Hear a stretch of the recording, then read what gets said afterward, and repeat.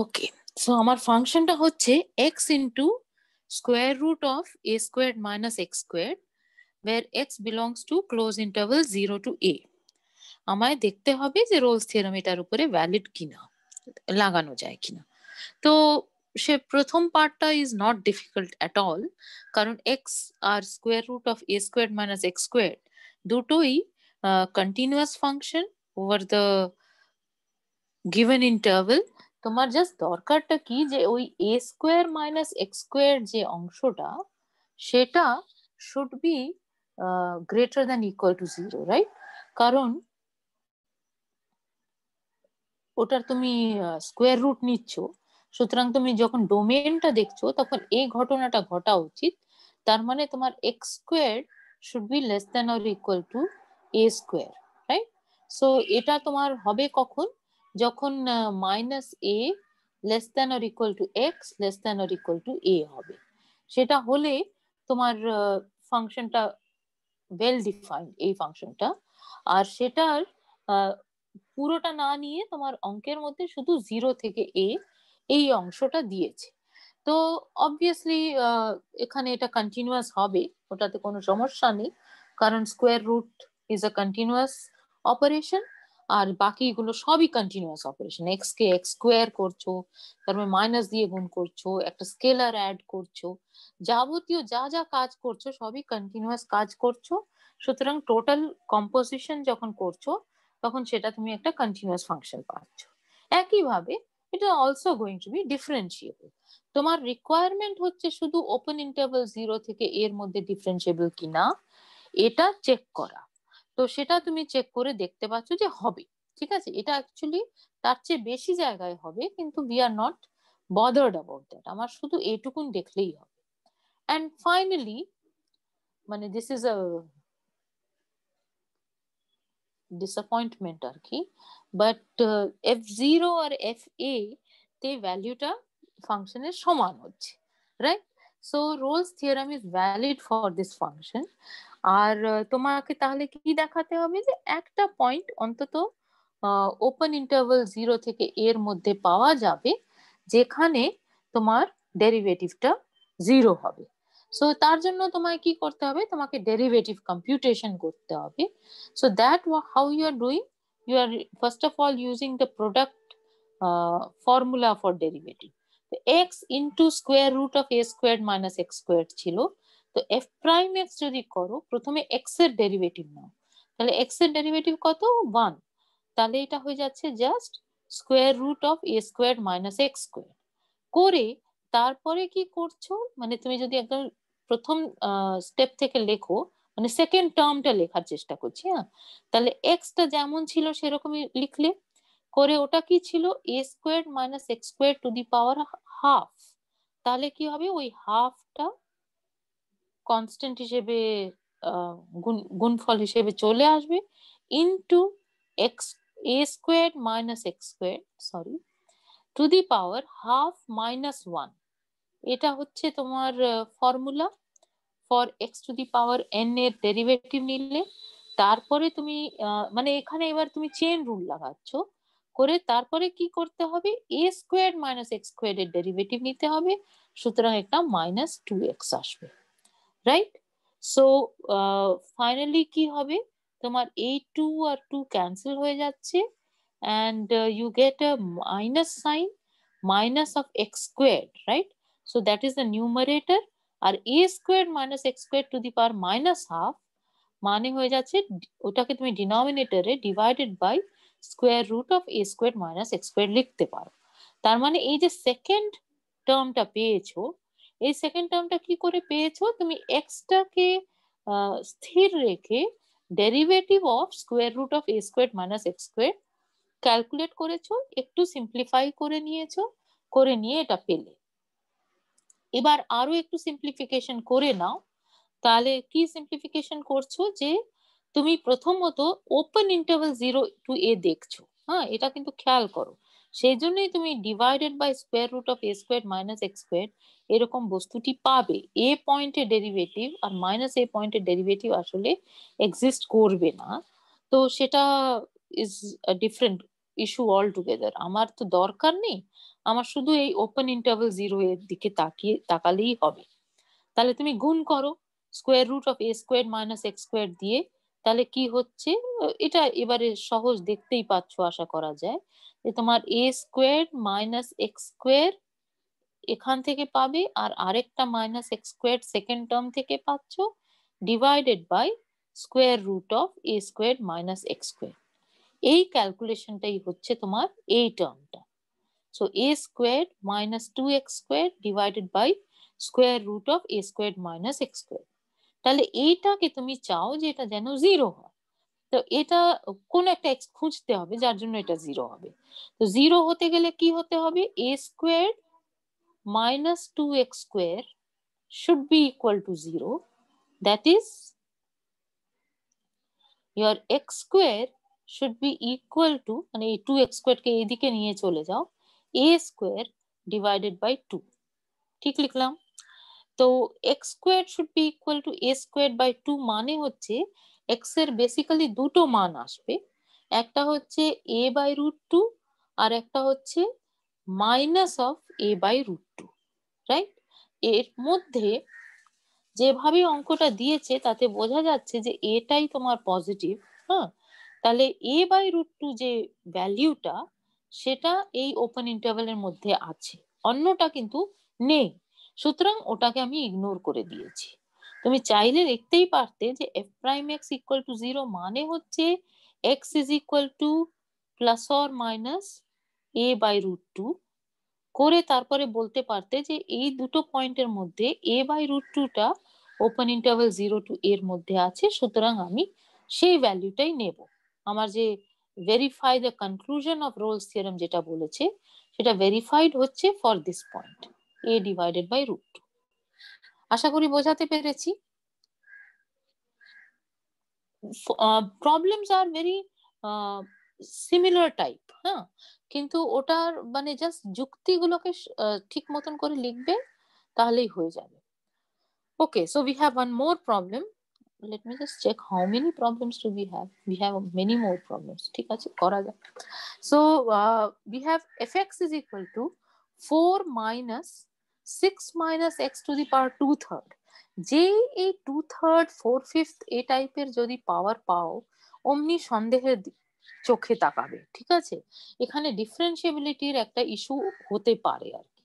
তোমার close interval দিয়েছে 5 to 7, সেখানে তোমার ভ্যালিডিটি অফ রোলস থিওরেমটা চেক করতে বলেছে।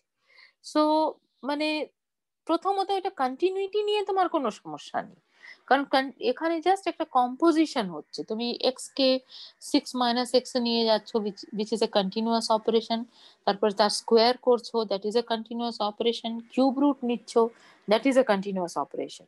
So all this at the proper domain আর কি, হ্যাঁ, এক্স স্কোয়ার করেই ওটা পজিটিভ হয়ে গেছে, তারপরে তার কিউব রুট নেওয়াটা ইজ এ কন্টিনিউয়াস অপারেশন।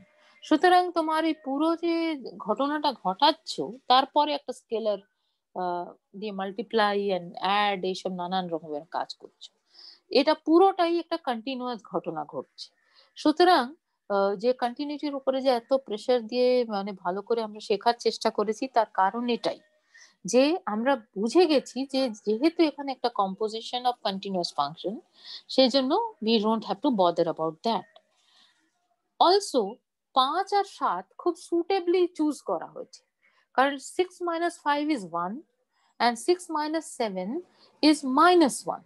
তো ওই 1 হোক অথবা -1 হোক, তার স্কোয়ার করলে তোমার কিন্তু 1 আনসার আসবে, তাহলে তার কিউব রুটটা জাস্ট 1 হবে। therefore f of 5 is equal to f of 7, এটা হচ্ছে এই ক্ষেত্রে, ঠিক আছে?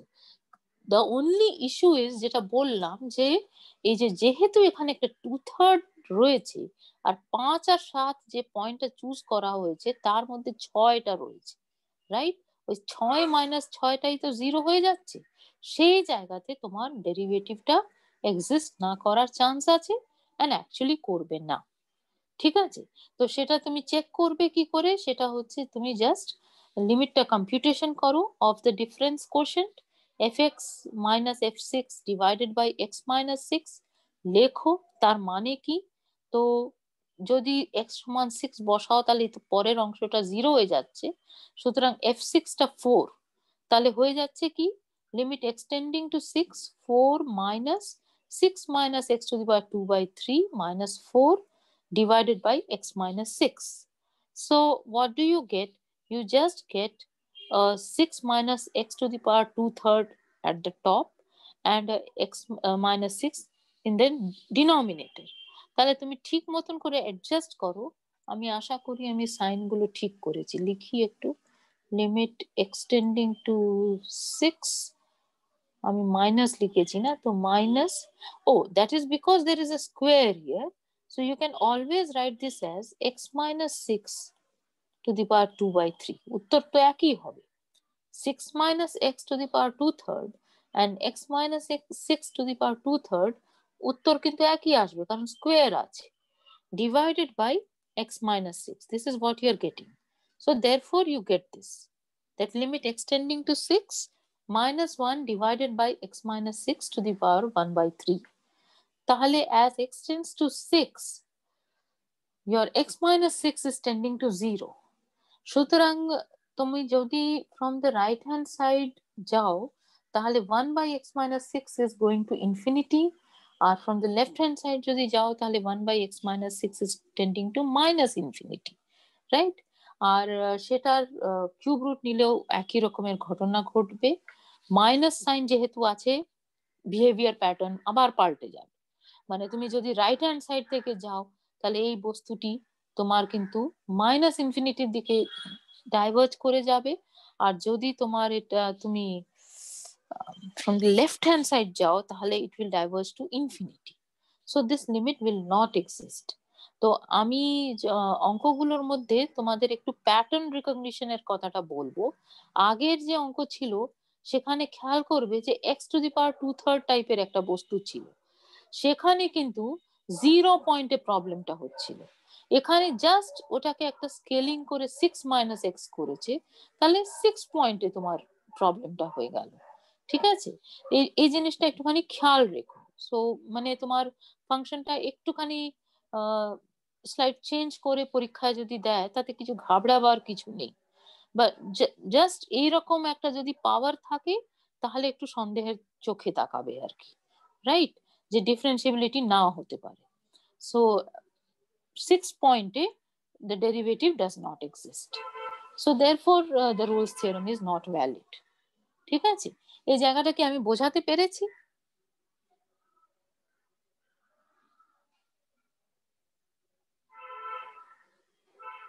ধরে নিচ্ছি হ্যাঁ ম্যাম, বোঝাতে পেরেছি না, আশা করা যায়। অলরাইট, ওকে। সো নেক্সট ফাংশন আবার is a very nice function. It is e to the power sin x. তো এটা অন্তত এটা নিয়ে কন্টিনিউটি ডিফারেন্সিবিলিটি নিয়ে আমার কোনো সমস্যা নেই, কারণ x going to sin x is a differentiable function over the whole real line, and exponential function is also differentiable over the whole real line. So it a composition of two differentiable functions, so it is differentiable on the whole real line. So since it is differentiable on the whole real line, it is also continuous on the whole real line. তো এটা নিয়ে আমার কোনো আর চিন্তা নেই। So that part is okay. তো সেটা আমরা প্রথমে বলে নিয়েছি, ঠিক আছে। আর এবার হোল রিয়েল লাইনে হচ্ছে আমার যে জায়গাটা তাকানোর দরকার আমি সেই জায়গা তাকিয়ে বলে দিচ্ছি যে হচ্ছে। এবার আমি very happy to C this actually. হ্যাঁ, সো f0 তে ভ্যালু কত হবে? e to the power sin 0. So f0 is equal to e to the power sin 0, so that is equal to e to the power 0, so that is 1. And f1 f pi is equal to e to the power sin pi, so that is again equal to e to the power 0, so that is equal to 1. So এটা f0 equal to f pi হচ্ছে। I am happy because মানে এটাতে ভ্যালুটা 0 আসেনি, ঠিক আছে, না হলে ওটা একটা মনের মধ্যে গেঁথে যেত যে 0 আসতে হয়। That is not necessary, it can be any value, only importance is that they should be equal. So Rolle's theorem is valid. এবারে বাকি কাজটা কি, যে ডেরিভেটিভটা কোনো একটা ইন্টিরিয়র পয়েন্টে মানে ওপেন ইন্টারভাল 0 পাই এর মধ্যের যে কোনো একটা পয়েন্টে 0 হতে হবে, এটা গ্যারান্টিড। আমাকে ওই পয়েন্টটা খুঁজে বার করতে হবে, মানে একাধিক থাকতে পারে, আমি অন্তত একটা খুঁজবো। তার জন্য আমায় কি করতে হবে, আমাকে এফ প্রাইম এক্স ক্যালকুলেট করতে হবে। সো এফ প্রাইম এক্স টা কত হবে, by chain rule e to the power x এর ডেরিভেটিভ যেহেতু e to the power x e হয়, আগে e to the power sine x e থেকে যাবে, করে তারপরে সাইন এক্স এর ডেরিভেটিভটা কস এক্স। সুতরাং চেন রুল লাগিয়ে আমার ডেরিভেটিভটা এলো cos x into e to the power sine x. তাহলে এটাকে যদি 0 হতে হয়, exponential function is never 0. সুতরাং only possibility is that cos x is equal to 0. এবারে 0 থেকে পাই এর মধ্যে cos x টা কোথায় 0, আমরা কিছুক্ষণ আগেই গ্রাফটা এঁকেছিলাম পাই বাই 2 পয়েন্টে, it will be 0 and that is the only point actually. So you get the point pi by 2 যেখানে derivative is 0. So if the function is nice, কাজ করতে একটু আরাম লাগে, আর যদি ফাংশনটা নন ডিফারেন্সিয়েবল টাইপের কিছু হয় তাহলে ন্যাচারালি একটুখানি বেশি ভাবনা চিন্তা করতে হবে। So do we have any, so we don't have any more problems. So let us just stop here আজকে, হ্যাঁ। আর মিন ভ্যালি থিওরাম আমরা নেক্সট ক্লাসে স্টার্ট করব, that it is a good point to stop. এবার আমার তোমাদের কাছে কিছু কোয়েশ্চেন্স আছে, so let me just first stop recording.